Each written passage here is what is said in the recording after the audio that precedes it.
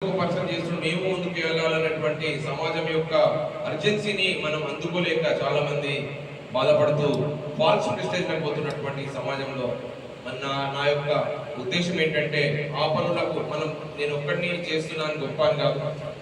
మా తమ్ముడు సంజీవ్ కానీ, నరేందర్ అన్న కానీ, సీన్ అన్న కానీ, వీళ్ళందరూ కూడా వాళ్ళకు వీలైనంతగా తమ పక్కింటి వాళ్ళకు, తెలిసిన వాళ్ళకు, మిగతా వాళ్ళకు సేవ చేసే అదృష్టం మన వల్ల స్ఫూర్తి కలుగుతుంది సమాజానికి అనే ఒక ఆదర్శంతో, ఒక ఆలోచనతో నాకున్న ప్రొఫెషన్లోనే మనం అంటాం జనరల్ నాకు టైం లేదండి అంటే అతను శుద్ధ వేస్ట్ పర్సన్ అన్నట్టు అంటారు. టైం మంచి పనులకు 100% దేవుడు మనకు కలుగజేస్తాడు. ఎంతైనా సరే ఇప్పుడు మేధస్సు ఉంది, ఒక పర్సన్ ఇంత చేస్తాడు, ఇంకో పర్సన్ ఎంతో చేస్తాడు. సో అందరికీ అవే రెండు కళ్ళు, అవే రెండు చేతులు, ఒకటే హృదయం కావాల్సింది. మంచి హృదయం మైండ్ సెట్ లో పెట్టుకొని నలుగురికి దాహార్తిని, కొంతమంది చూస్తామన్నా ఒక దగ్గరికి పోతే పెద్ద సేట్ ఉంటాడు, పెద్దగా బిజినెస్ ఉంటుంది, ఏదో ఉంటుంది, కానీ ఎవరైనా వచ్చి నాకు ఇంత సహాయం కావాలని నిజమైన ఆర్ద్రతతో వచ్చినటువంటి వ్యక్తికి సహాయం లేకుండా ఏటో అనే సిచ్యువేషన్ కాకుండా దేవుడు పైనుంచి గమనిస్తాడు మనం ఏ రకంగా సేవ చేస్తున్నాం. ప్రార్థించే పెదాల కన్నా సహాయం చేసే చేతులు గొప్పయి అని చెప్పి నేను నమ్మిన 100% నీకు మాటల కంటే నీ చేతలు ఎక్కువ పనిచేస్తాయి. ఆ చేతలే ఆ భగవంతుడు ముడతాయి. కాబట్టి ఆయన యొక్క దీవెనతో ఇప్పుడు ఉన్నటువంటి మన యొక్క చిన్న సమాజంలో మనకు ఒక చేతి అందేంత దూరం కాకుండా మీ అందరి యొక్క ప్రేమ కలిగిందనుకో, ఒక 1,00,000 చేతులు అయితేనా అందరూ అన్నార్థులకు, ఆపదలో ఉన్న వ్యక్తులకు, కష్టాలు ఉన్న వ్యక్తులకు, బాధితులకు, పీడితులకు అందరికీ కూడా ఒక రక్షణ కవచంగా ఉండాలంటే 90% ఉన్నటువంటి మన యొక్క బడుగు బలైన వర్గాలు, ఎస్సీ ఎస్టీ మైనారిటీస్ ఉన్నటువంటి వీళ్ళందరూ కూడా, అలాగే ఉన్నత వర్గాల్లో ఉన్నటువంటి పేదలకు కూడా, మంచి మనసు ఉన్నటువంటి ప్రతి ఒక్కరికి కూడా సమాజంలో సేవ తీసుకునే అవకాశం ఉంది.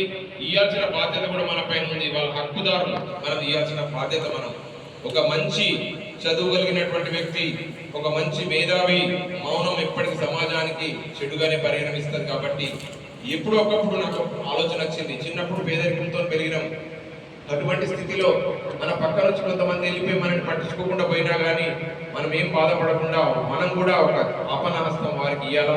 అటువంటి జీవితాన్ని నాకు ఇవ్వమని చెప్తున్నా.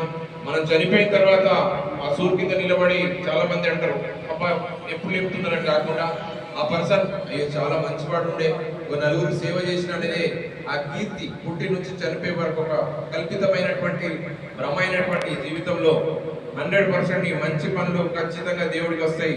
అవి సమాజాన్ని బాగుపరచడానికి ఖచ్చితంగా నీ యొక్క సేవలు, నీ యొక్క ఎగ్జిక్యూషన్, నీ యొక్క మైండ్ సెట్, నీ యొక్క నీతి, నీ యొక్క నైతిక విలువలన్నీ కూడా క్రోడీకరించి సమాజ నిర్మాణం జరుగుతుంది. కాబట్టి ఖచ్చితంగా మీ యొక్క 4th ఎస్టేట్ ప్రజల ముందుకు తీసుకొస్తున్నటువంటి యొక్క మంచి పనులు కానీ, నేను చేసే చిన్న ఉడతా సహాయాన్ని కూడా ఇంత గొప్పగా, ఇంత ప్రేమగా ఆస్వాదించి మీ యొక్క ప్రేమను నా పైన ప్రసరింపజేస్తూ మీ యొక్క షవర్స్, ప్రేమ యొక్క షవర్స్ అన్నింటినీ కూడా నా పైన ప్రసరింపజేస్తున్నందుకు నేను చాలా అదృష్టవంతుని.